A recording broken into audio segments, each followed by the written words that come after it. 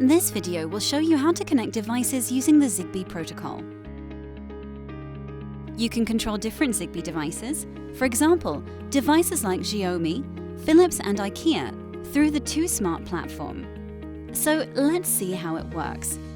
You can see all your added devices on the dashboard. Right now, after the platform has just been installed, your dashboard will be empty. Before you begin, you'll need to install the Zigbee bridge from the Market page. After it's installed, you will get a notification. Next, go to the Service Manager page and add your Zigbee bridge. Make sure you fill out the connection settings from the Gateway Admin panel. You can set up several Zigbee networks, which will work on different channels. Don't forget to save your settings.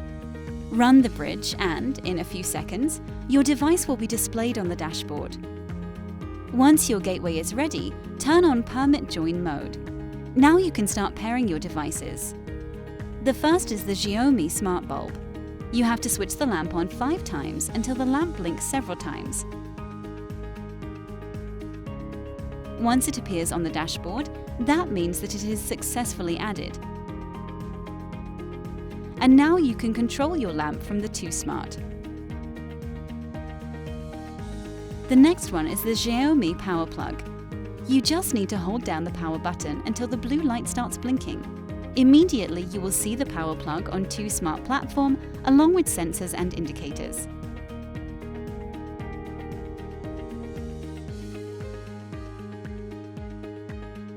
We can also add Xiaomi temperature and other sensors using the same method. And that's it. It's so easy to add multiple devices, so you can control them all with the 2Smart platform. You can find additional documentation and information by following the link above this video.